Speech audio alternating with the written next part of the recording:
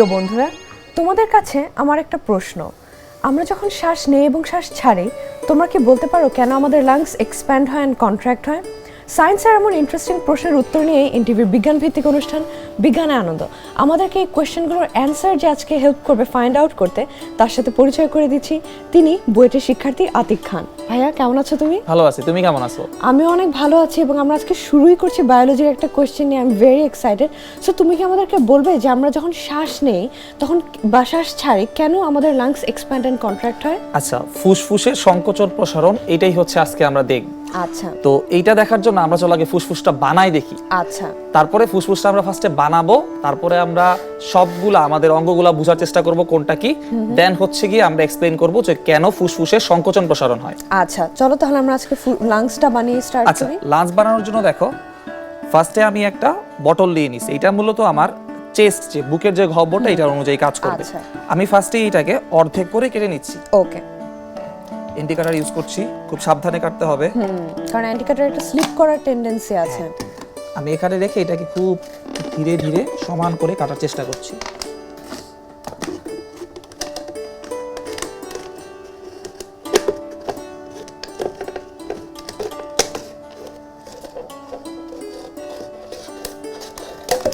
ওকে। দেখো, আমি খুব সুন্দর করে এটা কেটে নিলাম, ঠিক আছে? আচ্ছা, এখন ফুসফুসের যে দুইটা লোব, এটা বানানোর জন্য আমি মূলত স্ট্র ইউজ করব। আচ্ছা, ঠিক আছে?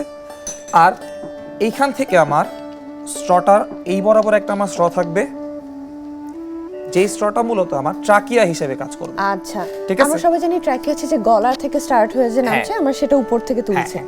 আচ্ছা, আচ্ছা, চলো তাহলে আমরা শুরু করি। অলরাইট। প্রথমে ফুসফুসের লোবগুলো বানানোর জন্য দেখো, আমি এখানে দুইটা স্ট্র নিয়ে নিয়েছি সাদা। এই স্ট্রগুলোকে আমি একটু ছোট করে কেটে নিই।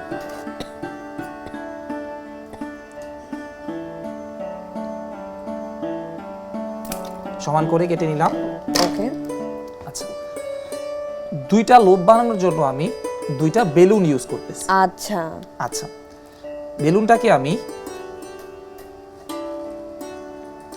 এইভাবে একদম টেপ দিয়ে ফিক্স করে দিই। আচ্ছা, ঠিক আছে? আমরা একদম সিল করে দিচ্ছি, এয়ার টাইট করে। এয়ার টাইট করে দিচ্ছি। আমি এই জন্য ইউজ করতেছি কস্টেপটা ইউজ করতে পারি। ওকে।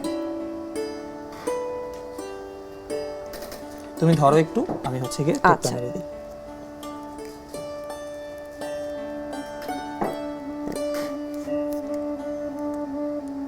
Wait a second.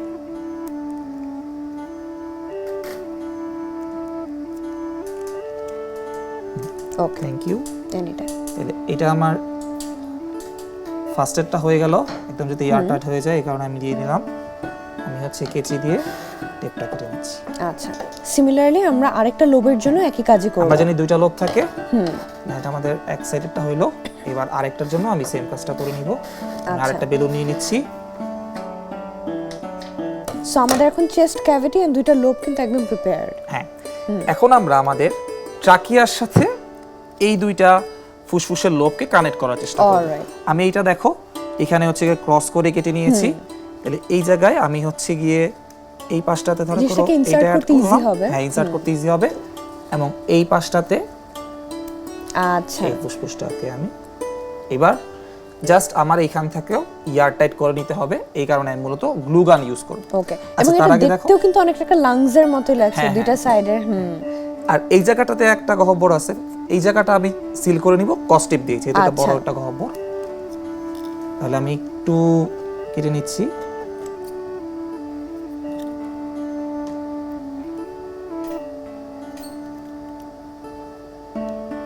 আরেকটা ইউজ করতে পারি।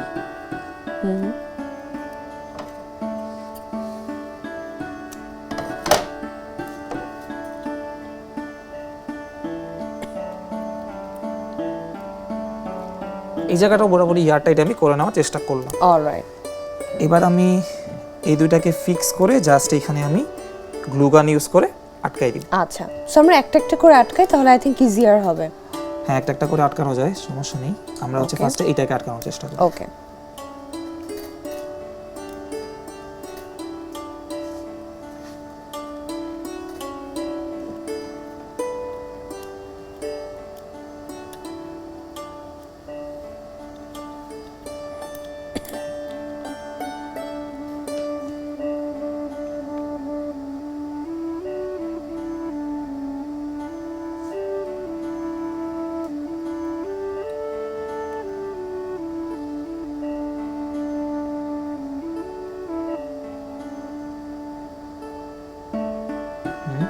ওকে, সো আমাদের একটা সাইড হয়ে গেল, এবার আমরা আরেকটা সাইড করব। একটা সাইড আমি করে ফেললাম। অলসো হট গ্লু দিয়ে কাজ করার সময় আসলে একটু টাইমও দিতে হয় জিনিসটাকে অ্যাটাচ হতে। এই জায়গায় দেখো আমার একটু অংশ রয়ে গেছে, এটা আমি ছুটিয়ে ফেলার চেষ্টা করছি। আচ্ছা। ঠিক আছে, হয়ে গেছে। ওকে, তাহলে এই পাশটা আমার ফিক্স হয়ে গেল। এবার জাস্ট আমার আরেকটা সাইড করতে হবে। এবার আমরা এই পাশের অংশটাও এই জায়গায় লাগিয়ে নিব। এর জন্য আমরা গ্লু গান ইউজ করব। আমি এক হাত দিয়ে এটাকে ধরে নিচ্ছি।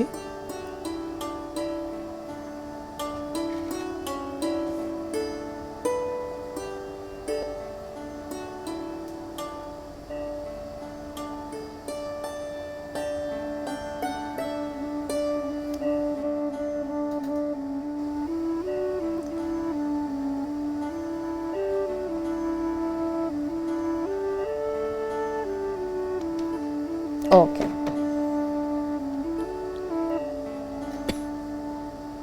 আশা করা যায় পুরো অংশটা ঠিকভাবে লাগছে। ওকে,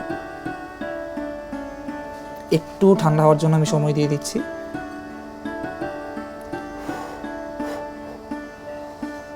তাহলে দেখো আমাদের কিন্তু ফুসফুসের দুইটা লোব কিন্তু তৈরি হয়ে গিয়েছে, তাই না? আচ্ছা, এইবার আমাদের যেটা করতে হবে, এইটার মধ্যে এই লোবটাকে আমি ভিতরে ফিক্স করব, যেহেতু এটা আমার বুকের গহ্বর। তাহলে দেখো আমি যদি এটা ধরি তাহলে আমি এখানে হচ্ছে কি মুখাটা লাগিয়ে নিচ্ছি। এবার জাস্ট আমি এর ভিতর দিয়ে একে নিয়ে আসার চেষ্টা করব।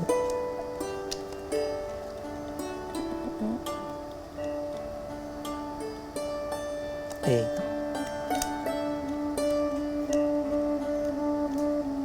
ওয়াও, এটা কিন্তু কমপ্লিট একটা হিউম্যান অ্যানাটমির মতোই লাগছে দেখতে। দুইটা ফুসফুসের কিন্তু লোব দেখা যাচ্ছে। এখন আমরা এই পাশটা হচ্ছে কি আমাদের একটা বেলুনের শেষ অংশ দিয়ে পুরোটা এঁটে দিব, কারণ এটা আমার ডায়াফ্রামের মতো কাজ করে, যেটা হচ্ছে আমার বক্ষগহ্বর এবং পেটটাকে আলাদা করে। এবং আমরা কিন্তু এটা জানি যে ডায়াফ্রামও কিন্তু কন্ট্রাক্ট করে এন্ড এক্সপ্যান্ড করে। আমাদের যখন ডায়াফ্রামটা যখন নিচের দিকে চলে যাবে তখন আমার ফুসফুসটা কি ফুলে যায়, প্রসারিত হয়ে যায়, আর যখন ডায়াফ্রামটা সামনের দিকে এসে পড়ে তখন আমার ফুসফুসটা সংকুচিত হয়ে যায়। এইটাই আমরা এয়ার প্রেসারের গ্যাপটার জন্য কিন্তু আসলে আমরা নিতে পারছি এয়ার, আবার এক্সেল করতে পারছি।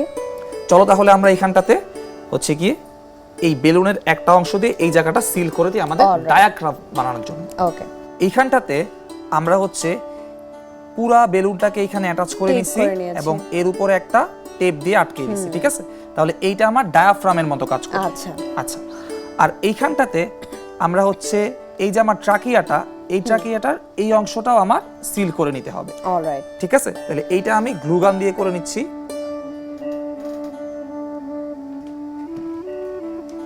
হাতে পড়ার একটা চান্স আছে, আমার মনে হয় এটা আমি ধরি। তুমি ধরো, তাহলে আমি গ্লু গান দিয়ে সিল করে নিচ্ছি।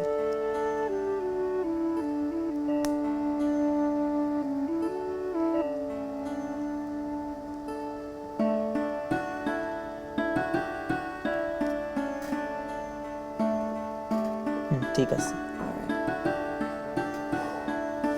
হয়ে গেছে। আচ্ছা, আমার মনে হয় গ্লুটা শুকিয়ে গিয়েছে। এখন দেখো আমাদের এটা পুরোটা রেডি হয়ে গেছে। এখন আমরা যদি এই ডায়াফ্রামটাকে নিচের দিকে নিয়ে যাই, দেখো আমাদের ফুসফুসটা কি ফুলে উঠতেছে না? আবার উপরে নিয়ে গেলে সংকুচিত হয়ে যাইতেছে। আচ্ছা, আমি চলো ফার্স্টে প্রত্যেকটা পার্ট একটু এক্সপ্লেইন করি, ঠিক আছে? আচ্ছা, এইটা হচ্ছে আমাদের ট্রাকিয়াটা। এই যে ট্রাকিয়াটা, এই ট্রাকিয়াটা আমাদের নাক এবং মুখের সাথে কানেক্টেড। আচ্ছা, তাহলে বাইরে থেকে বাতাসটা কি এই যে নাক এবং মুখ দিয়ে এই ট্রাকিয়াতে প্রবেশ করবে। আচ্ছা, তারপরে ট্রাকিয়াটা শেষ পর্যন্ত যাওয়ার পরে ফুসফুসের দুইটা লোবের সাথে এইভাবে কানেক্টেড থাকে। আচ্ছা, তাহলে এটা হচ্ছে ফুসফুসের দুইটা লোব। আর যে এই পুরো জায়গাটা যেটাকে আমরা এয়ার টাইট করে নিছি, এটা পুরোটা হচ্ছে আমাদের বক্ষগহ্বর। আচ্ছা, তাহলে আর এই পার্টটা যেটা আছে এইটা হচ্ছে আমাদের ডায়াফ্রাম। ডায়াফ্রাম কি? ডায়াফ্রাম হচ্ছে কি আমার বক্ষগহ্বর আর হচ্ছে পেটের যে গহ্বর তাদেরকে ডিফারেন্সিয়েট করে। এইবার দেখো, যখন আমি ডায়াফ্রামটাকে নিচের দিকে নিয়ে যাব, সাথে সাথে আমার ফুসফুসের মধ্যে বাতাস বাইরে থেকে ভিতরে প্রবেশ করবে। চলো আমি নিয়ে যাই। এই দেখো ফুলে উঠছে, দেখছো? আবার যখন আমি এটাকে ছেড়ে দিলাম তখন সাথে সাথে কি এটা বাতাসটা বের হয়ে যাচ্ছে। তাহলে কি হইতেছে মূলত এখানে, যখন যেহেতু এই পুরো জায়গাটা এয়ার টাইট, যখন আমি ডায়াফ্রামটাকে নিচে নিয়ে গেলাম সাথে সাথে এর ভিতরের ভলিউমটা বেড়ে গেছে না? দেখো, কারণ আমি নিচে নিয়ে যাওয়ার সাথে সাথে ভলিউমটা বেড়ে যাচ্ছে। আচ্ছা, ভলিউম বেড়ে গেলে সেইখানে ঘনত্ব কি বলতো কমে যাবে, যেহেতু দুইটা ব্যস্তানুপাতিক একটা অপরের, তাহলে ঘনত্বটা কমে গেল। আমরা আবার কি জানি, যদি ঘনত্ব কমে যায় সেই স্থানে বাতাসের যে প্রেসার সেটাও কি কমে যাবে না? হ্যাঁ। আচ্ছা, তাহলে যখনই আমরা ডায়াফ্রামটাকে নিচের দিকে নিয়ে যাচ্ছি, আমার এইখানে বক্ষগহ্বরের ভলিউমটা বেড়ে যাচ্ছে বা আয়তনটা বেড়ে যাচ্ছে, তাহলে আয়তনের সাথে ঘনত্বের সম্পর্ক ব্যস্তানুপাতিক। তাহলে আয়তন যখন বেড়ে গেল সাথে সাথে ঘনত্ব কমে যাচ্ছে। আর ঘনত্ব কমে গেলে সেই স্থানের প্রেসারও কি কমে যাচ্ছে। তাহলে আমরা যখন এটাকে নিচের দিকে নিয়ে যাচ্ছি তখন পুরা বক্ষগহ্বরের যে বাতাসের প্রেসারটা আছে এটা কি কমে যাচ্ছে এনভায়রনমেন্টের তুলনায়। তখন এনভায়রনমেন্ট থেকে বাতাসটা খুব সুন্দর করে আমার ফুসফুসে চলে আসছে। এই দেখো, যখনই আমি এটাকে নিচের দিকে নিয়ে যাচ্ছি সাথে সাথে আমার কি এইখানটাতে ফুসফুসিতে ফুলে উঠতেছে। আবার ও যখন নিজের পজিশনে চলে গেল তখন আমার কি বাতাসটা বের হয়ে যাচ্ছে। তাহলে এইটাই হচ্ছে আমাদের working principal of lungs. Lungs এইভাবেই কাজ করে। আমরা যদি একটু বন্ধুদেরকে দেখাই, ভাইয়া তুমি খুবই চমৎকারভাবে দেখালে যে এই যে ডায়াফ্রাম নিচের দিকে গেলে আমাদের লাংসটা ফিল হয়ে যাচ্ছে এয়ার দিয়ে, আবার যখন ডায়াফ্রাম উপরে চলে যাচ্ছে আবার আমাদের লাংস থেকে বাতাসটা বাইরে চলে যাচ্ছে, নিজের আগের পজিশনে ফিরে আসতেছে। ভাইয়া এত চমৎকারভাবে আমাদেরকে এই যে আমরা রেসপিরেশন সিস্টেমটার থ্রুতে কিভাবে যাই বোঝানোর জন্য তোমাকে অনেক ধন্যবাদ। তোমাকেও ধন্যবাদ। প্রিয় বন্ধুরা, আশা করি তোমরা তোমাদের প্রশ্নের উত্তর পেয়েছো। ভাইয়া, তোমার কাছে আমার একটা প্রশ্ন আছে। আমরা যখন পানি গরম করি আমরা কিন্তু তাপ বা হিটটা কিন্তু আমরা নিচ থেকে দেই, আমরা যদি তাপটা উপর থেকে দিতাম আমাদের পানি কি একইভাবে গরম হতো? এই কোশ্চেনের বেসিসেই আজকে কিন্তু আমাদের এক্সপেরিমেন্ট। আচ্ছা, আমরা দেখব যদি আমরা উপরে হট ওয়াটার রাখি আর নিচে কোল্ড ওয়াটার রাখি তাহলে কি হয়। আচ্ছা, ঠিক আছে, তাহলে দেখো আমার এখানে এক্সপেরিমেন্টটা করার জন্য কি কি আছে। এইখানে হচ্ছে আমার 100 ডিগ্রি সেলসিয়াসের কাছাকাছি একটা হট ওয়াটার আছে, এটাকে আমি রেড ফুড কালার দিয়ে ডিনোট করতেছি। আর হাতে গ্লাভসও পরে নিছি যাতে এটা পরলে একটু ক্ষয়ক্ষতি কম হয়। আর এখানে হচ্ছে কি আমাদের একটা ঠান্ডা পানি রাখা আছে। তাহলে আমরা যেটা করব ফার্স্টে সেটা হচ্ছে গরম পানিটাকে নিচে রাখবো এবং ঠান্ডা পানিটাকে উপরে রাখবো। তার মানে আমরা হিটটা যখন নিচের থেকে দেই তাহলে নিচের পানিগুলো আগে গরম হয়, তাই না? চলো আমরা করার চেষ্টা করি। আচ্ছা, আমরা ট্রেটা নিয়ে নিতেছি যাতে পানিটা বাইরে টাইরে না পড়ে যায়। প্রথমে আমরা গ্লাসের মধ্যে এখানে গরম পানি নিব। আচ্ছা, তাহলে চলো গরম পানিটা আমি ঢেলে নিই।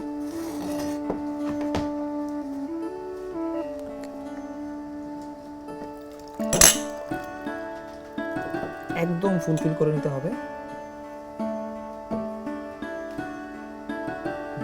ওকে, সো আমরা একদম টপ পর্যন্ত ভরে নিয়েছি। হ্যাঁ, এইবার আরেকটা গ্লাসে আমরা ঠান্ডা পানিটা নিয়ে নিই। এটা হচ্ছে আমার ঠান্ডা পানি, এটাকে আমি ব্লু ফুড কালার দিয়ে ডিনোট করতেছি। ওকে,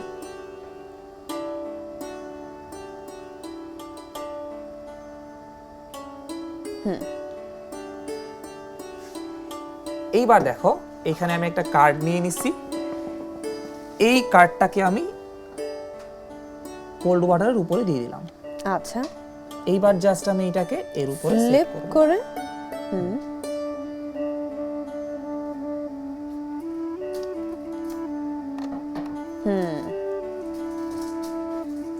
আচ্ছা, এবার আমরা আস্তে আস্তে করে পেপারটাকে সরিয়ে নিচ্ছি। আস্তে আস্তে করে আমাদের পেপারটা সরাইতে হবে।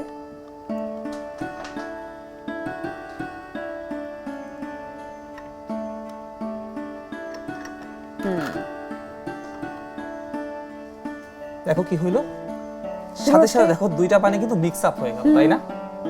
তার মানে এখানে নিচে আমাদের যে গরম পানিটা আছিল এই গরম পানিটা উপরে চলে আসার চেষ্টা করলো, এবং উপরের ঠান্ডা পানি নিচে চলে যাওয়ার চেষ্টা সাথে সাথে কিন্তু পুরোটা মিক্স আপ হয়ে গেল এবং দেখো একটা অরেঞ্জ টাইপের কালার হ্যাঁ, একটু একটা ভায়োলেট অরেঞ্জ কালারের মাঝামাঝি কিন্তু হয়েছে।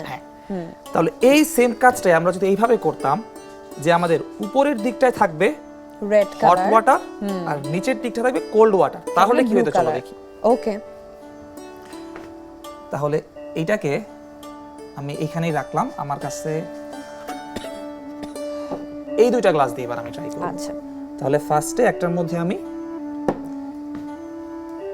কোল্ড যেই পানিটা আছে এটাকে দিয়ে নিচ্ছি। এবার যেহেতু আমরা কোল্ড ওয়াটারটাকে নিচে রাখছি,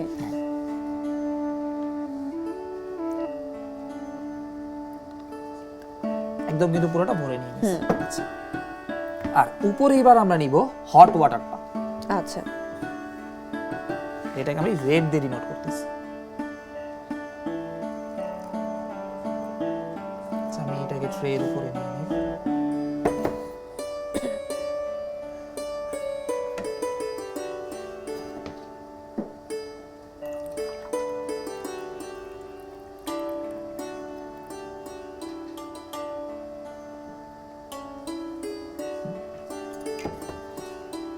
এবার আমাদের কানেক্ট করার পালা।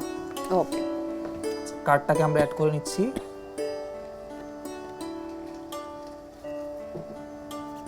এবার এই কার্ডটাকে এইটার উপরে আমরা সেট আপ করে নেব।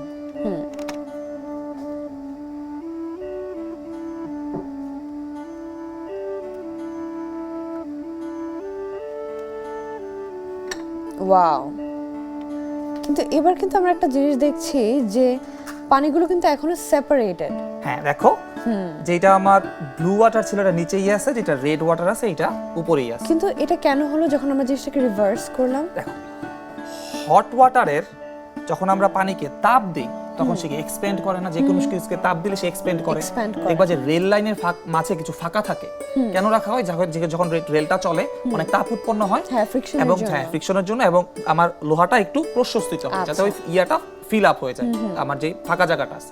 সেম প্রিন্সিপালটা এখানে ইউজ হইতেছে, সেটা হচ্ছে যে কোনো কিছুকে তাপ দিলে সেটাকে এক্সপ্যান্ড করে। তাহলে এখানে হট ওয়াটারের তোমার কি ভলিউমটা বেড়ে গেছে তাপ দেওয়ার কারণে, সাথে সাথে ওর ঘনত্বটা কি তাহলে কমে যাবে। তাহলে ঘনত্ব কমে গেছে, এই কারণে দেখো আমরা কি জানি পানি থেকে হালকা কোনো কিছু বা ঘনত্ব কম এরকম কিছু কি পানিতে ভাসে না। তাহলে যেহেতু এই রেড ওয়াটারের ঘনত্বটা কম আমার কোল্ড ওয়াটার থেকে, এই কারণে দেখো এটা উপর দিকেই উপরেই আছে, এটা আছে। কিন্তু নিচে যাচ্ছে না। তার মানে হট ওয়াটারের ঘনত্বটা কম হয় কোল্ড ওয়াটারের তুলনায়। এখন এইটা আর কখনো মিক্স হবে না। আচ্ছা, তাহলে আমরা যদি, তুমি যে ফার্স্ট কোশ্চেনটা করলা, আমরা যদি হিটটা উপর থেকে দেই, হিটটা উপর থেকে দেই তখন পুরা পানিটা গরম হবে না। যেমন এই পানির অংশটুকু আস্তে আস্তে আগে গরম হবে, এটা টেম্পারেচার অনেক বেশি থাকবে, এবং পরে আর ধীরে ধীরে ধীরে ধীরে নিচের পানিটা গরম হওয়া আচ্ছা। শুরু করবে। তার মানে আমরা একটা টেম্পারেচারের গ্রেডিয়েন্ট পাবো, মানে এই দিকে পাবো টেম্পারেচারটা বেশি আর এই দিকে তুলনামূলক কম, কিন্তু টেম্পারেচারটা গরম কম। হবে। আর যদি আমরা নিচে থেকে হিট দিই তখন কি হয় দেখো, যখন নিচের পানিটা গরম হয়ে গেছে ওই পানিটা অটোমেটিক উপর দিকে চলে আসে, আর যেটা উপরের ঠান্ডা পানি ওইটা কি নিচের দিকে চলে আসে। তাহলে একটা এখানে সার্কুলার কনভেনশন বলে একটা, যে নিচের গরম পানিটা উপরের দিকে চলে আসতেছে আবার ঠান্ডা পানিটা নিচের দিকে চলে আসতেছে, এরকম করে সম্পূর্ণ পানিটার টেম্পারেচার কিন্তু সেম থাকে যখন আমরা পানিটাকে গরম করি। তাহলে এই রিলেটেড চলো আমরা আরেকটা জিনিস দেখে ফেলি, সেটা হচ্ছে যে বাতাস যখন আমরা ঠান্ডা মাধ্যমে রাখবো তখন দেখবো বাতাসটা কি হবে, ধীরে ধীরে সংকুচিত হয়ে যাবে। আচ্ছা।